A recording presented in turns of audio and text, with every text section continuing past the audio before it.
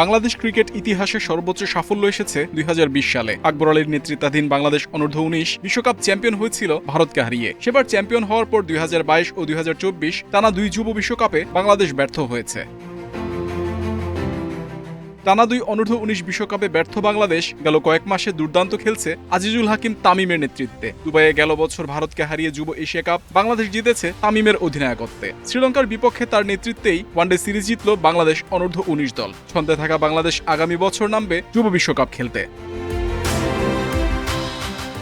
যুবাদের অদম্য ছুটে চলা স্বপ্ন দেখাচ্ছে বিশ্বকাপ জয়ের। ক্রিকেটাররা কি সঠিক পথে আছেন? হ্যাঁ, অবশ্যই। এখন যে আমরা যেভাবে গত কয়েক মাস ধরে আমরা যেভাবে হার্ডওয়ার্ক করতেছি আমাদের স্কিল ওয়াইজ ফিটনেসের উপরে ইনশাল্লাহ, এবং যেটা আসলে কি একটা প্লেয়ারের যে কাম ব্যাক করতে হবে এটা আমাদের মধ্যে, তো আমরা চেষ্টা করতেছি আল্লাহ। কলম্বোর কোল্ডসে বৃহস্পতিবার বাংলাদেশ শ্রীলঙ্কা অনূর্ধ্ব-19 দলের ষষ্ঠ ওয়ানডে পরিত্যক্ত হয়েছে। এই ম্যাচ বৃষ্টির পেটে চলে গেলেও তামিমের নেতৃত্বে বাংলাদেশ 6 ম্যাচের ওয়ানডে সিরিজ জিতেছে 3-2 ব্যবধানে।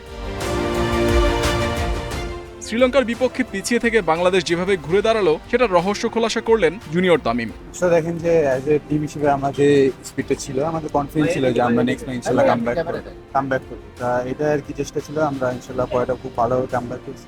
শ্রীলঙ্কার বিপক্ষে দারুণ ছন্দে ছিলেন জাওয়াদ ও তামিম। 302 রান করেন জাওয়াদ, তামিমের সংগ্রহ 281 রান। সিরিজের সর্বোচ্চ 2 রান সংগ্রাহক বাংলাদেশের এই টপ অর্ডার ব্যাটার। দুজনের মধ্যে দারুণ রসায়ন। এর কারণেই বাংলাদেশ লঙ্কায় সাফল্য পেয়েছে, সেটা মাঠের পারফরমেন্সেই বোঝা যাচ্ছে।